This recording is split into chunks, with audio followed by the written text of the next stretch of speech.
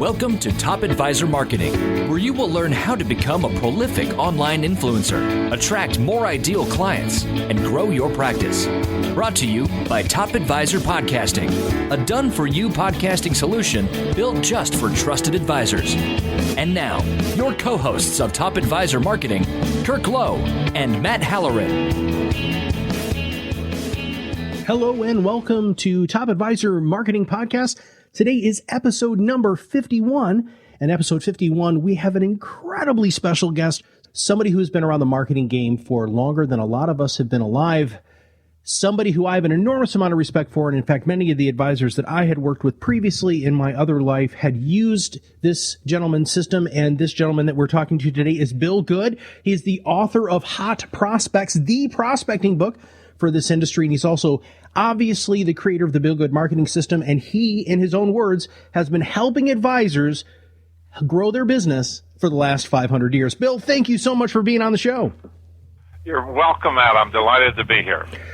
I would like for you to take us back 499 years and tell us a little bit about kind of how all of this got started. I started out as a writer. I used to write for Barron's Business and Financial Weekly.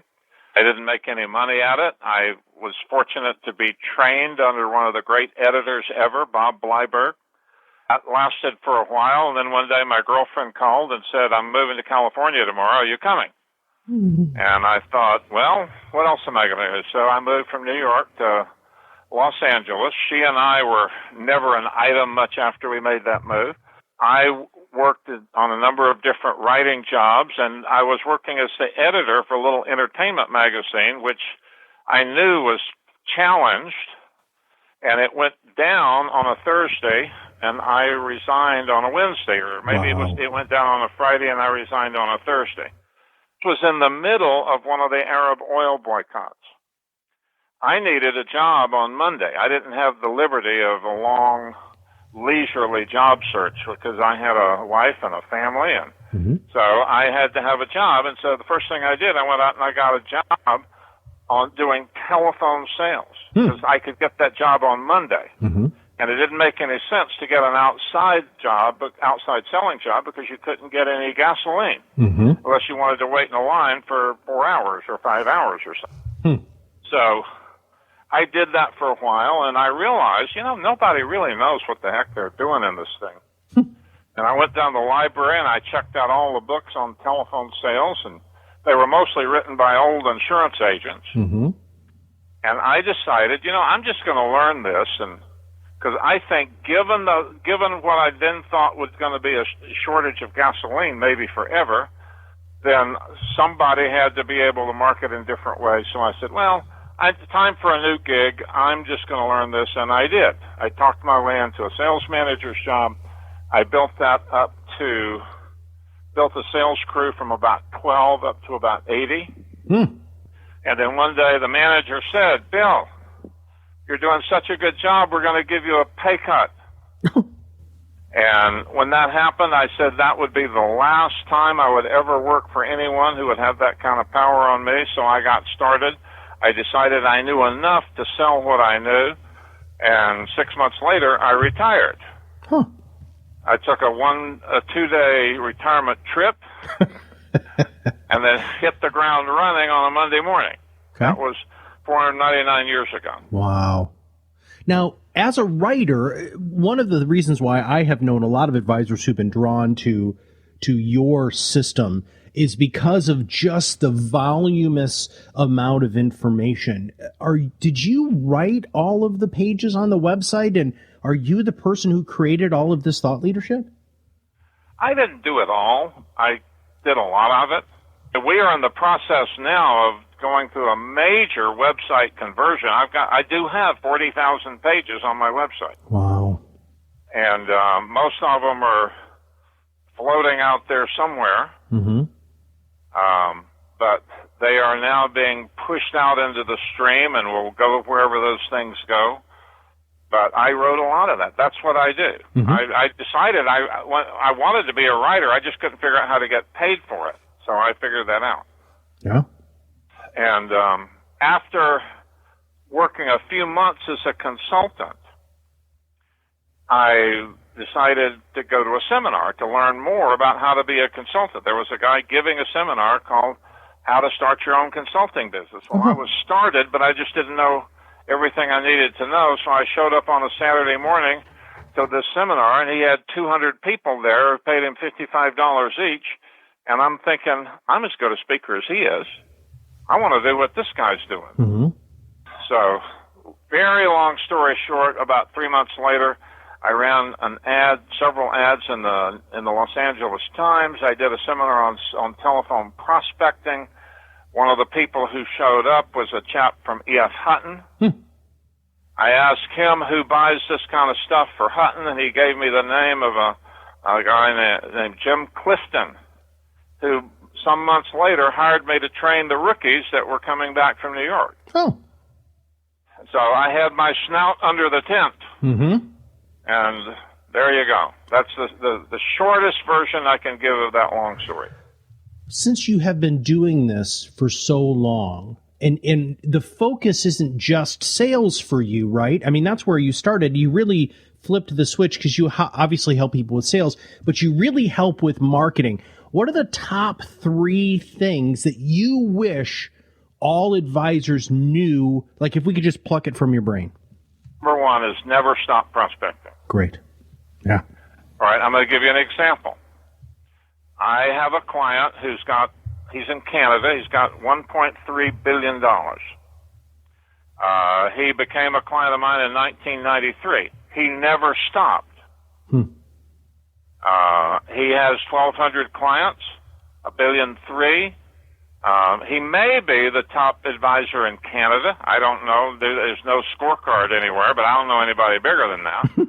Is he the smartest guy on the block? He's smart. Mm-hmm. Is he the best looking? He's a decent looking guy. Is he a great speaker? He's a good speaker. Uh-huh. So what makes him different from all the other people who were here in 1993?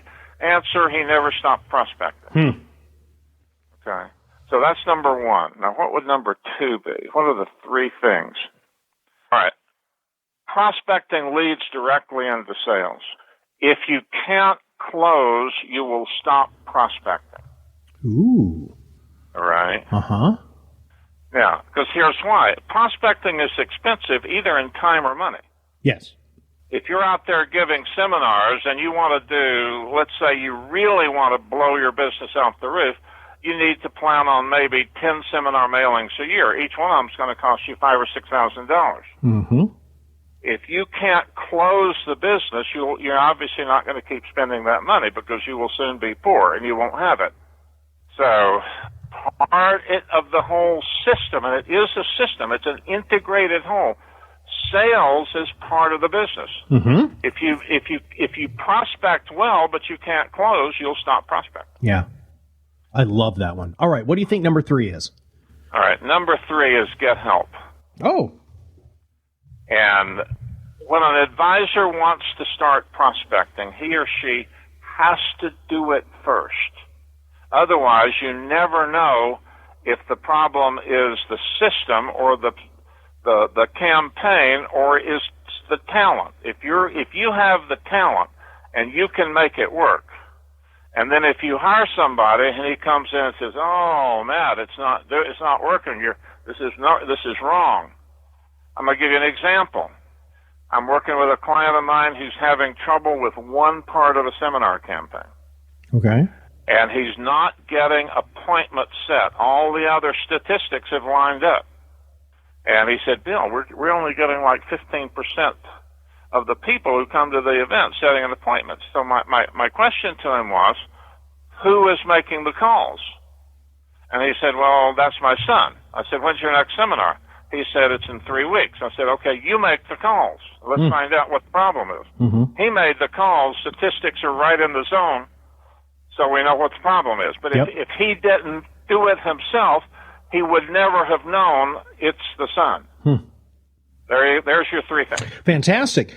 Now, I want you to think back 300 years. So when you first started in the industry, what was the most effective way to market? Cold calling. Okay. And how do you feel about that now? It's changed, but it still works. Okay. There are different grades of cold calling, if you will. Let's say there's 4 different grades. Let's call one of them worst. Okay. And that one doesn't work. I literally got an email in the last 2 weeks from a young advisor at one of the major firms. He said, I've read your books. He said, I've made 30,000 phone calls, 30,000 dials, but I've only brought in $547,000 in new assets. He said, I'm doing something wrong. I don't know what it is. I said, send me your script. Mm-hmm. So in comes this script that reads something like, hi, this is so-and-so. I'm with Reliable Securities. I'd like to know if I can get a little bit of time to show you some ideas on your retirement and tax planning.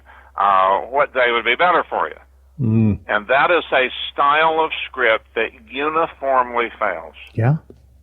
And it's so that's in the category of worst. Worst is something that just doesn't work. Mm-hmm. And just as an aside here, one of the hardest things, especially for younger advisors to do, is to take an idea and throw it out. There's nothing wrong with failing in direct marketing. Yeah. You just can't continue to do it. So in my books, I've got a section on the 4 basic mistakes. And basic mistake number 1 is get a bad idea and stick to it. Mm-hmm. And this guy got a bad idea and stuck to it for 30,000 dials. Wow. Jeez. So it's different. So the other 3 grades are, let's call one of them workable. Okay. And a workable is to get a decent script, of which I've written probably thousands, Mm-hmm. and make 200 calls a day. Today, you can't be calling homeowners. That's a complete waste of time. 90% of the U.S. population is on the do not call list. And the 10% that aren't have to be insane because the phone is ringing every 5 minutes. Yeah, I'm into that. I agree. So you get some list of business owners, employees, somebody at work, and you sit there and crank through with a what is, we would call it a cherries and pits type script. You're looking for cherries, excluding the pits. Hello, Matt. This is Jim Sellers. I'm over here at Reliable Securities. I have some very important information for you on XYZ. Were you aware that XYZ is ABC? Mm. Can I send you a report on this? 15 seconds. Mm-hmm. The answer is yes or no. Mm-hmm. Yes, I'm interested. If they're interested, we want to find out if they have any money. So, Matt, we are accepting clients with investable assets of $250,000, whatever the number is. Mm-hmm. If you like this idea, would that amount pose a problem at this particular time? This is a workable script. It finds leads, and it finds enough of them to open some accounts. Now, above that level, you're now getting into what really makes cold calling work today. We have what we call a precision cold calling script. Okay. And a precision cold calling script is one that is adapted specifically to a certain type of market. We need to understand that market, and we need to know what people in that market are likely to be interested in. Okay, so let's say you can get a list of employees at a public company, which you can get if you know how to get it. And so we've got ABC Public Company, and we start calling these folks. I have some important information about the stock at XYZ. And we publish a periodic report. This would be part of your planning, especially if you have stock options in your pay plan. Would you like to take a look at that? So I offered people something that, somebody who works at a company who can get a report on that company by an analyst of some stature, and he says, no, I don't want to know about my company stock. They've got to be nearly brain dead. Yeah, totally. So then the best script, especially if you're going after high net worth folks, is a personalized script where you are tailoring a script specifically to an individual that you have researched. So I have a client who only calls all through the Southeast on families that he believes are worth at least $50 million.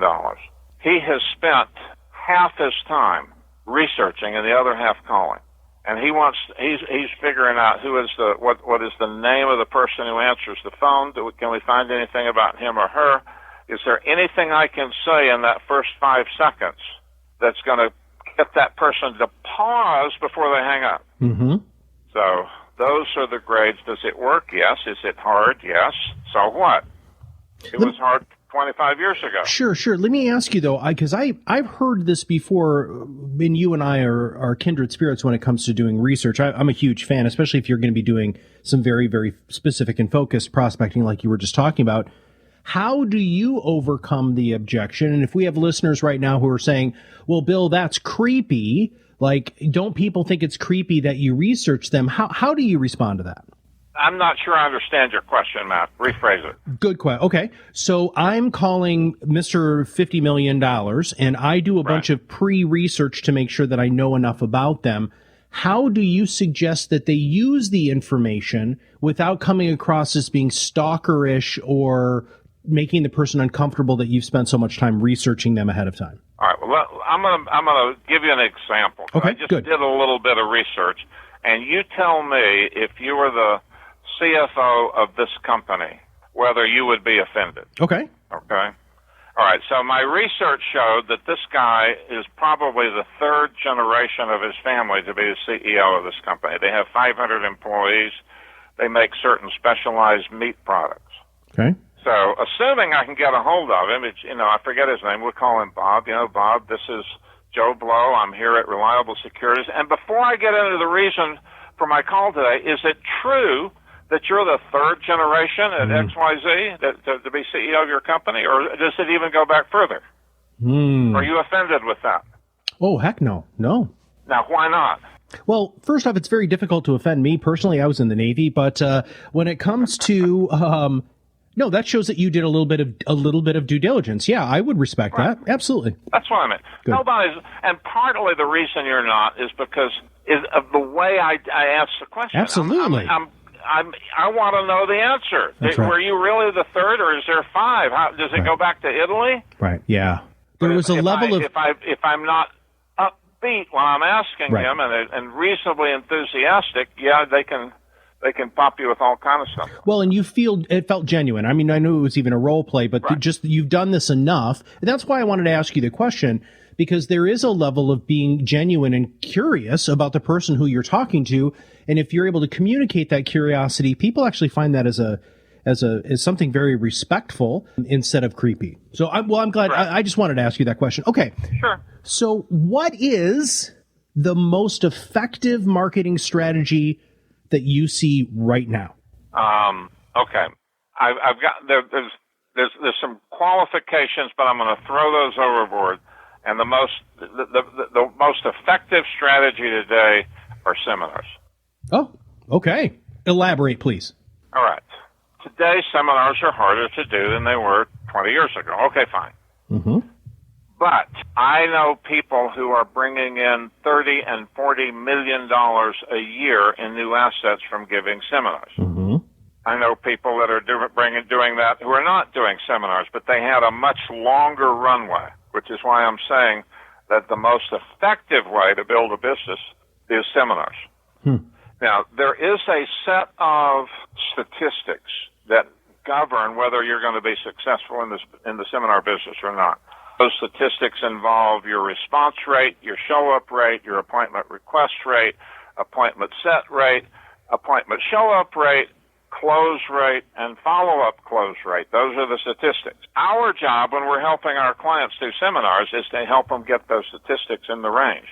Because when those are in the range, and I refer to that set of statistics as the seminar success zone, okay, then you have a seminar money machine. If one of those statistics is out of order, you can still be profitable. If 2 of them are out of order, it's marginal at best or unprofitable. But let's just take an example. Let's just say you're going to do 10 mailings a year. Okay. Right? Mm-hmm. And the mailing, just for the sake of argument, is going to be $5,000, and your meal costs and everything else is $2,500, so it's $7,500. All right. So what do you have to do to break even? Well, in a fee-based environment, that's a challenge. Yes. all right? But you roughly need to cover $7,500. You need $7.5 million in fee-based assets. Mm-hmm. But the problem is that's not going to all cover you except through the year. Right. That doesn't hit all at once. Right. Yeah, absolutely. So you have to have some capital. But let's look at it this way. Suppose I tell you, Matt, I have some revenue, some recurring revenue certificates here. And I will sell you $7,500 recurring revenue for $7,500. And over a period of 10 years, this is going to generate whatever it's going to generate, but it's several $100,000. Sure. Now, how many of these certificates would you like? Oh, I'd buy them all day long. I'll take all you got. Yeah, absolutely. All right. Well, that's what you're doing when you do seminars or any other expensive marketing campaign. Is what we try and accomplish is to get you to the point that your first year revenue covers your expense. I don't care if you make any money the first year, assuming you have some money to begin with. You don't have to eat what you kill. Mm-hmm. But if I can get you where you might spend $75,000 in a year, and you've got $75,000 next year, and the year after that, and the year after that, and then it's up to $100,000, and so on and so forth. That is the formula for having a multi-million-dollar business in 10 years. Wow.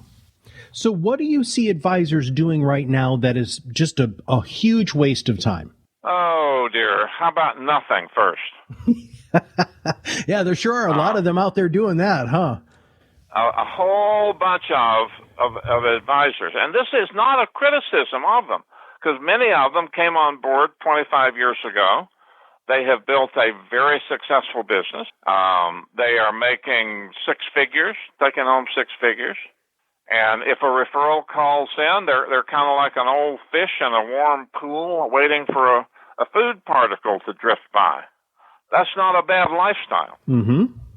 What's bad lifestyle is when their clients begin to die off, mm-hmm. and they're losing 85% of the assets when the last client dies, and they're still not doing anything. Mm-hmm. That's the worst thing they could be doing, in my opinion. Gotcha. And I think there was more to that question. What was the rest of the question? Well, the overall question is, so I was hoping that you would give me multiple examples. So doing nothing is really the epitome of what is the worst possible thing they can do. Right. Give us some other examples of things. I mean, you're at conferences all the time. People ask you to speak on podcasts, and you get interviewed. What are other things that you hear? Okay. Another really bad thing to do is to ask for referrals. You're not going to be very popular by saying that. You're aware of that, right? I have taken a contrary opinion in a lot of things.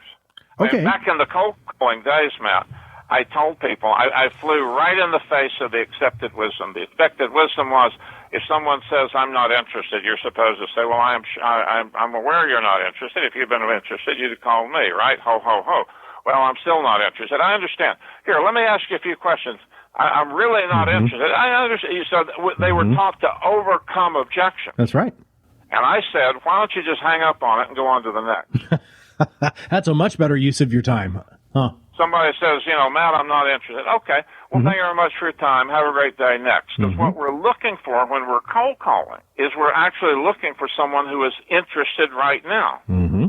And if they're not interested, you can talk to them forever and grind on them and overcome their objections. And at the end of the day, you really hate life because mm-hmm. it didn't work. Right. But you still kept doing it.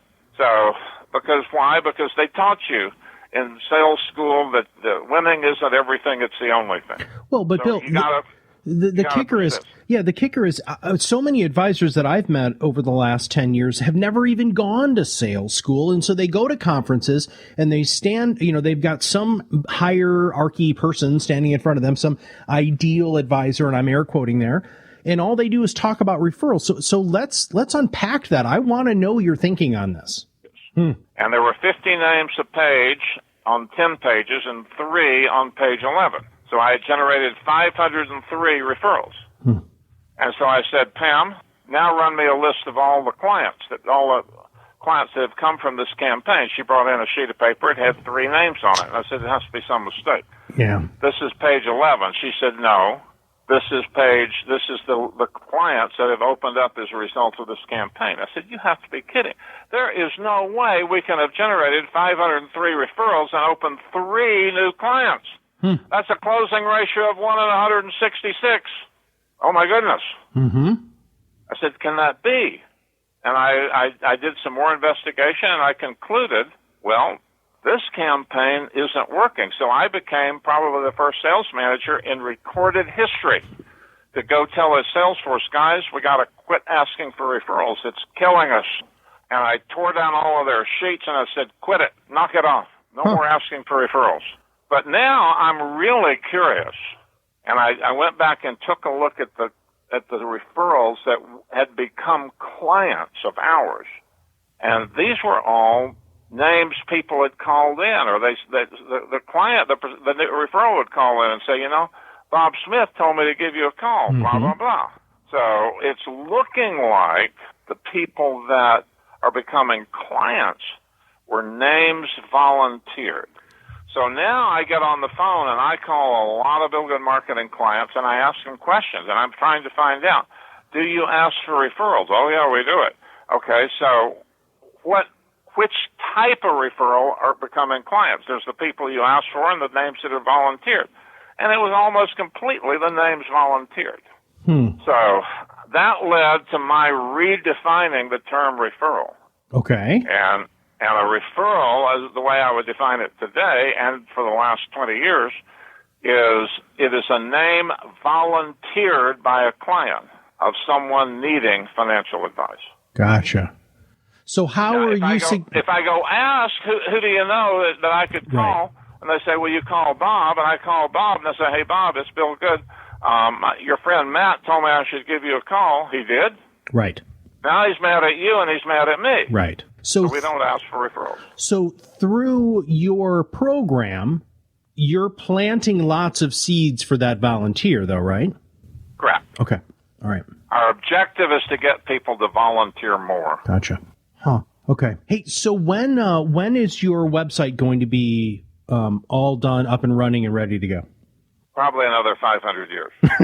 So in 500 years, Bob. No, we are rather than having to one day take the old one down and put the new one up, we have just been every month we're converting certain pages, throwing others out. So the website at BillGoodMarketing.com is the new website. Okay. And we would love to have people come. We have a lot of resources. We give away a lot of information. That's what we do. We are content providers. And we've got a new client guidebook, client marketing guidebook, and a prospecting guidebook. And we'll give away theory and strategy all day long. What we sell is implementation. Right. Absolutely. I've heard that about you for a long time, man. Well, 500 years is a long time. And you are going to give us some links that we're going to put in our show notes here for people to be able to download some specific things. You want to talk about what those things are? Well, our client marketing guidebook lays out the strategy, number 1, to capture more client assets. Number 2, to get your clients to volunteer more referrals. And number 3, to retain the relationship better. I mean, it's one thing to say, well, I have a very high client retention rate. Well, my question is, do you have a group of clients that you don't feel comfortable in calling anymore? Right. Because you haven't called them. So you've lost the relationship, and sooner or later you'll lose the assets. So the objective of client marketing is really to become or remain sole provider. And that means there's nobody else on their bookshelf. Sure. There's nobody else saying, you ought to do this. I don't want to do that. Do this. Do that. No, all of these guys have to be kicked off. That's the objective of client marketing. And then our prospecting handbook goes through different channels that people could consider how they want to prospect. Today, a growing business has 3 and mostly 4 channels bringing in new business, new assets. Okay. All right. One of them is clients. I mean, I had a conversation with a client of mine this morning. He started with me about a year ago. I am looking at his little results year to date, and he brought in $17 million in net new assets. And last year he was minus 2%. What's he doing? He's doing client marketing, what's immodestly called the good way. All right. So there you go. I kind of lost the thread of your question there. Go back to your question. Yeah. So the question. So you were talking about the different ways that people prospect. So there's four ways. The different channels. Yes, sir. Okay. You've got clients. You've got referral marketing. It's a whole separate subject. And then an interesting thing is there's introductions. Now, a referral and an introduction are similar. They're not the same thing. They're like first cousins. Okay. You don't ask for a referral. If you do, your clients will not be comfortable. You will hate it. You will never mention referrals again. And you just get in the position of that old guy laying in the warm pool hoping a food particle will come by. But an introduction occurs when a client brings someone you would like to meet to an event. So events are the forum for meeting the people that your clients know. Okay. So if you were to invite me, let's say, to a golf event, I would not attend. Okay. I was never good at it. I got worse. One day I was out playing golf and I nearly killed a duck. Oh, no. So that was the end. Okay. But if you were to invite me to let's say a cigar smoking event where we're going to sample some different port wines, not only am I in, but I might just ask you, can I bring my buddy? We do this about once a month. All right. So I would be introducing you to someone that you want to meet because you had enough sense to find out the kind of events that I like to do, what I like to do, and you created an event that I feel is just for me. Okay. So introductions is a channel. Strategic partnerships are a channel. A big channel that most people don't have a faint clue what to do with are their social connections. These are people that they know that they would like to do business with, but they would feel awkward soliciting that business directly. You can't be sitting in a Rotary Club and turn to the guy next to you, who owns 17 Taco Bell franchises, and say, "Hey, Tim, you ought to be killing them on cash flow, man. What's your strategy for making sure that this doesn't all get lost to taxes, blah, blah, blah?" If you strike up that conversation in that social setting, you just branded yourself in a way you don't want to be branded. That's true. So those channels that I've just went over are what we call the relationship marketing channels. Gotcha. And ideally, a person can grow their business using relationship marketing channels only. But if they don't have enough relationships, or if their relationships are, shall we say, non-optimum and they need a different set, then they have to reach out beyond their sphere of influence. And that's where we get into seminars, precision or personalized cold calling, direct mail, and even a specialized way of going door to door that we call tipping. Tipping stands for targeted in-person prospecting. And this is for the senior advisor whose son wants to come into the business, and the son gets to do that. Now, how much of this is in? How much of this is in the book? Hot prospects. How much of that? How much of all this is in the book? Yeah. Some of the basic concepts are in the book.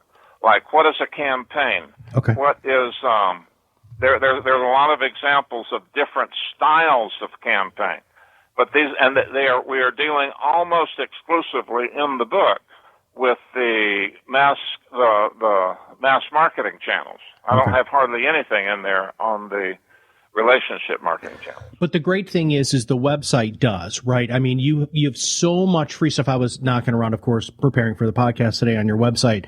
And again, and we were talking about it before. I have two really good friends of mine who are financial advisors in two totally different parts of the country who have been using you since 90s and swear by everything that you've ever put out. And they're huge, huge fans. And I want to say thank you very much. I know you're an incredibly busy person. I know that this website thing has been a huge task. But Bill, thank you very, very much for being on our podcast today. Well, Matt, it's been a pleasure, and it's been a pleasure getting to know you. So thank you for inviting me. And with that, everybody, this has been episode number 51 with Bill Good. If you have not subscribed to the podcast yet, make sure that you click the subscribe now button below. So that way, every time we come out with a new podcast, it'll show up directly on your listening device. And with that, I hope you have a great day, and we'll see you on the other side of the mic very soon.